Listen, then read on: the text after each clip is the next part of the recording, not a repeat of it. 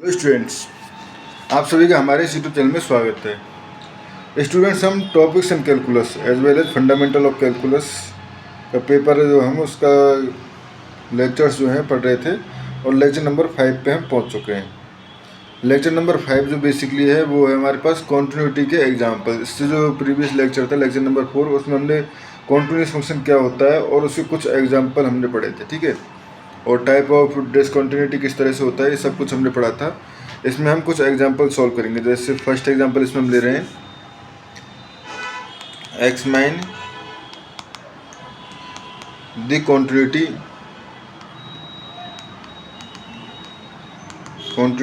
Of the following function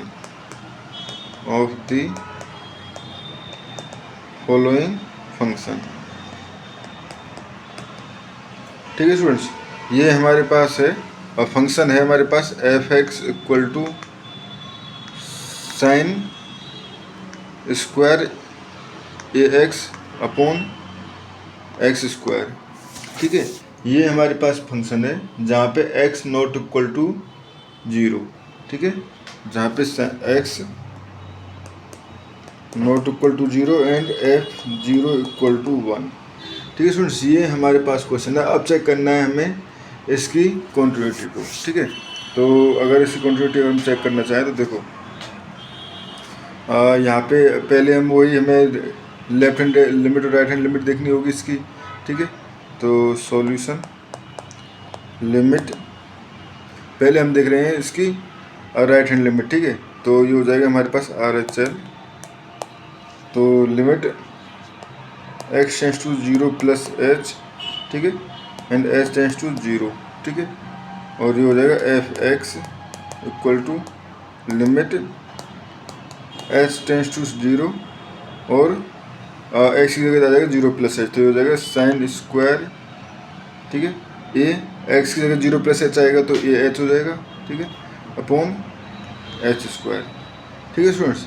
अब हम directly limit apply नहीं कर सकते क्योंकि अगर अप्लाई करेंगे देखो ये 0 ये 0, ठीक है। और हमें ये पता है कि हमें पता है लिमिट, यहाँ पे हम लिख लेते हैं limit theta tends to 0 sine theta upon theta equal to 1 होती है, ठीक है। तो इस लिमिट का यूज़ करने के लिए बेसिकली हमें यहाँ पे क्या चाहिए, यहाँ पे एच चाहिए जिससे हम इसको ए एच और ए एच स्क्वायर बना सकें। तो इसको मुझे लिखना पड़ेगा लिमिट एच टेंस टू 0 देखो ए स्क्वायर, ठीक है।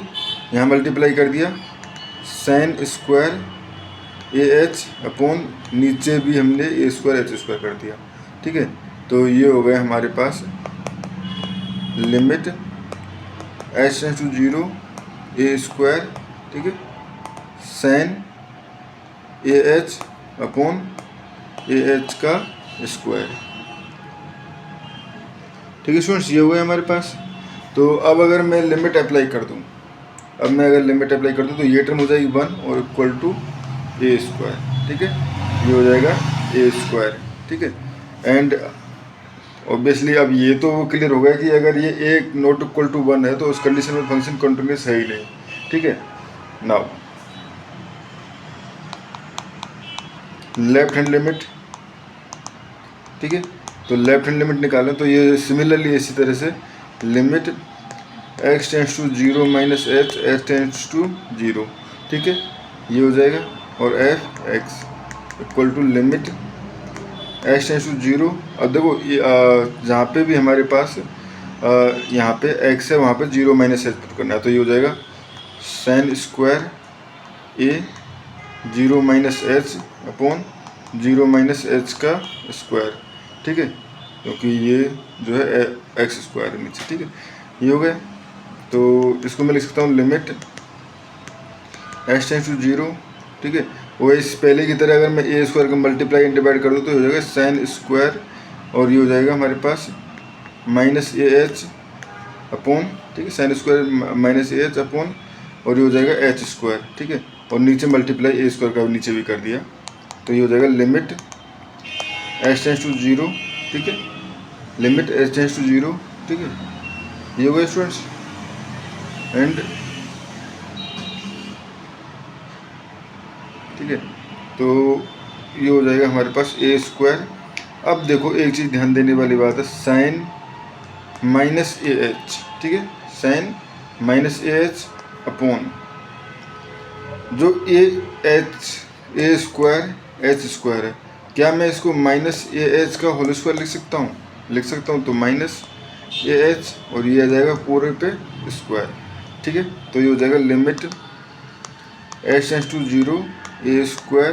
अब देखो sine minus theta equal to sine theta minus sine theta होता है, तो minus sine A H upon minus a H का स्क्वायर, माइनस से माइनस कट गया, ठीक है। और लिमिट अप्लाई करेंगे तो स्टूडेंट्स वो हमारे पास आ जाएगा 1, ठीक है। तो ये आ जाएगा ए स्क्वायर, यानी कि left hand limit equal to right hand limit, imply left hand limit equal to right hand limit, ठीक है, right hand limit and f0 equal to 1, ठीक है, एंड f0 इक्वल टू 1, ठीक है। सो if a equal to 1 then function is continuous,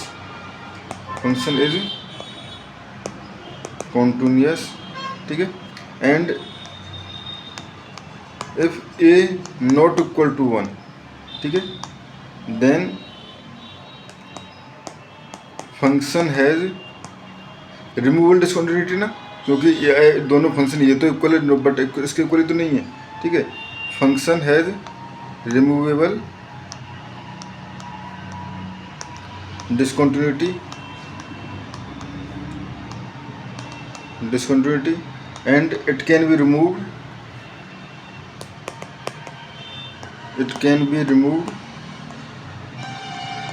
bye taking f0 equal to a square, ठीक है। f0 equal to a square से ये discontinuity remove की जा सकती है, ठीक है स्टूडेंट्स। अब एक और एग्जांपल लेते हैं, ठीक है। एग्जांपल है हमारे पास, discuss the continuity of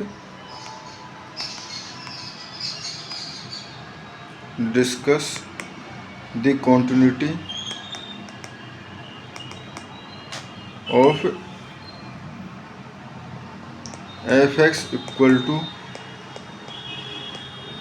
mode X नहीं है स्टूडेंट्स, ये है इंटीजर वैल्यू के लिए डिनोट करने वाला, ठीक है। एक्स इक्वल टू 0 मतलब ये जो टर्म है वो ग्रेटेस्ट इंटीजर फंक्शन है, ठीक है। तो इसको हम सॉल्व करते हैं, ठीक है। ये जो ब्रैकेट में टर्म लिखी होती है ग्रेटेस्ट इंटीजर फंक्शन होता है, और ग्रेटेस्ट इंटीजर फंक्शन पहले क्या होता है ये भी समझ लेते हैं। देखो ग्रेटेस्ट इंटीजर फंक्शन एक्स, ठीक है, इक्वल टू, ठीक है, इक्वल टू अगर x होगा या x माइनस 1, ठीक है, इफ, ठीक है, इफ x तो मत लिखो इसको, ठीक है, इस तरह से हम डिफाइन नहीं कर सकते इसको क्योंकि ये तो थोड़ा सा गड़बड़ हो जाएगा। स्टूडेंट्स ये समझ लीजिए, आप देखो ग्रेटेस्ट इंटीजर फंक्शन जैसे सपोज कि 2.35 है, ठीक है, तो इसका हाईएस्ट इंटीजर क्या है 2, ठीक है। सिमिलरली अगर 0.99 है तो इसके ग्रेटेस्ट इंटीजर क्या है 0, ठीक है। यानी जो भी वैल्यू स्टार्टिंग में है वो हमारे पास इंटीजर वैल्यू जो होगी वो उस वैल्यू को हम लेंगे as a value of function, ठीक है। अब जैसे चेक करें इसकी x इक्वल टू किसी भी पॉइंट पे, ठीक है, ये basically x equal to C पे बोला गया, 0 पे बोला गया, बट हम x इक्वल टू सी पे शो कर रहे हैं, ठीक है। We want to check it an integer value x equal to C, ठीक है। अब स्टूडेंट्स इंटीजर वैल्यू पे क्यों चेक कर रहे हैं, अगर देखो जैसे 2.5 है, ठीक है, तो 2.6 पे भी सेम वैल्यू रहेगी, 2.4 पे भी सेम रहेगी, यानी इंटीजर के अलावा और पॉइंट्स पे ये फंक्शन हमेशा कॉन्टिन्यूस होता है, ठीक है। इंटीजर के अलावा हर पॉइंट पे ये फंक्शन हमेशा कॉन्टिन्यूस होता है, बट इंटीजर पे ही अगर देखें तो देखो पहले लेफ्ट हैंड लिमिट देखें तो लिमिट ये हो जाएगा हमारे पास x tends to c minus h tends to 0 and ये है हमारे पास इंटीजर वैल्यू, ठीक है। तो ये हो जाएगा limit H tends to zero, ठीक है, ये हो गया C minus H and H tends to zero, ठीक है। अब यहाँ पे ध्यान से देखो स्टूडेंट्स, ये सी से कुछ कम है, सी से कुछ कम है, यानी कि ये वैल्यू आएगी सी माइनस वन, ये आएगी सी माइनस वन, ठीक है। एंड राइट हैंड लिमिट की बात करें तो limit H tends to zero, ठीक है, और obviously x tends to c plus h integer function equal to limit H tends to zero, ये हो जाएगा सी प्लस एच। अब देखो ये सी से कुछ बड़ा है, इंटीजर वैल्यू से कुछ बड़ा है, तो ये आ जाएगा सी, ठीक है। तो यहाँ से मैं कह सकता हूँ, और ऑब्वियसली यहाँ पे हमारे पास डिफाइन नहीं है, बेसिकली अगर जीरो पे देखें, सी पे देखें, at X equal to C पे अगर देखें तो ये हो जाएगा F x equal to integer value C, जो कि सी ही रहेगा, ठीक है। तो so F C plus H equal to F C but not equal to F C minus H, ठीक है। ये कंडीशन यहाँ पे है, तो हम क्या कह सकते हैं, hence F has a discontinuity of the first kind from left,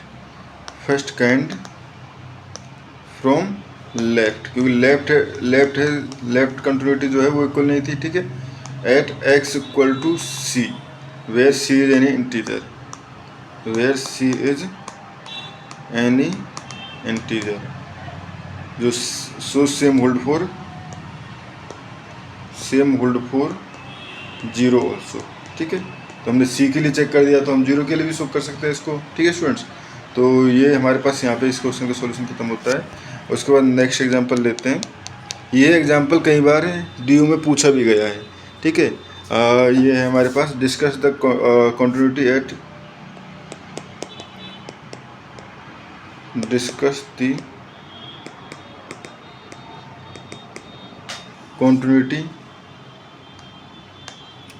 x equal to 0 of the following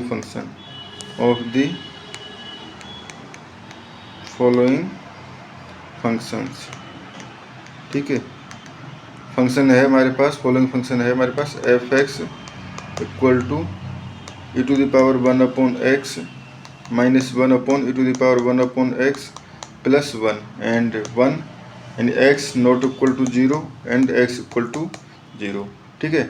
अब इस पे देखना है, तो सॉल्व करना चालू करें। पहले वही हमें left hand continuity right hand continuity निकालनी होगी, ठीक है।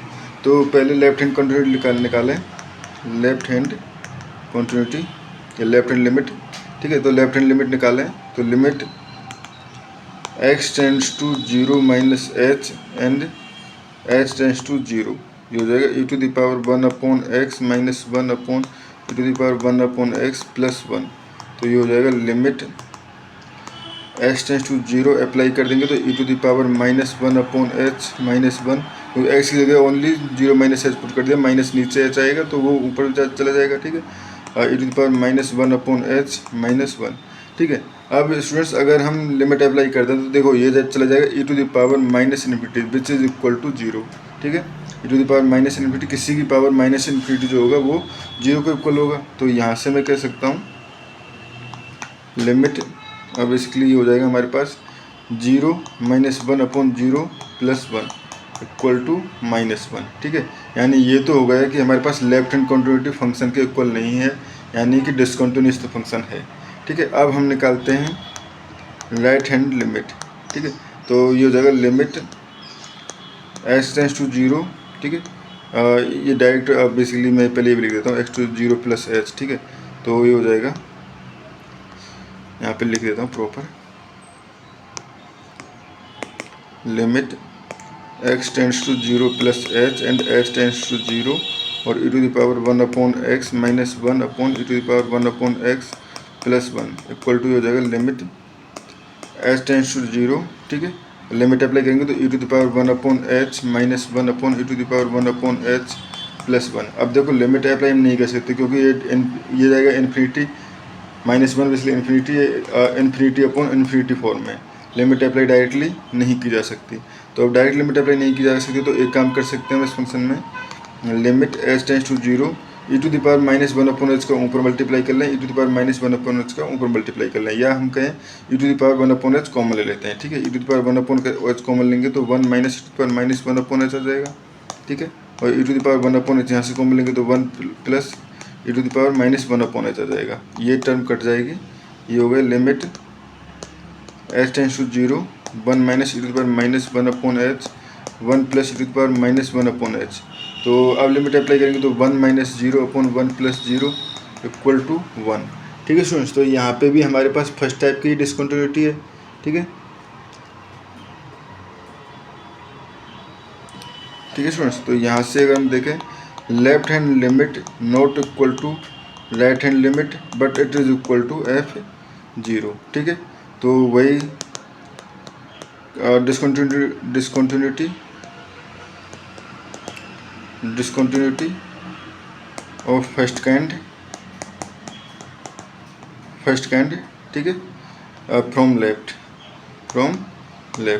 ठीक है स्टूडेंट, तो डिसकंटिन्यूटी जो है यहाँ पे फर्स्ट काइंड की डिसकंटिन्यूटी है फ्रॉम लेफ्ट से। ठीक है, और ऑब्वियसली आप चाहो तो ये भी कह सकते हो कि इस कंडीशन में हमारे पास जो डिसकंटिन्यूटी है वो लेफ्ट से होते के तो है ही, और साथ में हम कह सकते हैं कि ये जो डिसकंटिन्यूटी है जंप डिसकंटिन्यूटी भी है, क्योंकि देखो अगर फंक्शन की टर्म देखें तो वो वन पे मूव करते करते एकदम से जंप कर गया है माइनस वन पे। ठीक है, माइनस वन पे, तो इस तरह से हम कह सकते हैं जंप डिसकंटिन्यूटी भी है। ठीक है स्टूडेंट्स, तो इस क्वेश्चन में इतना ही।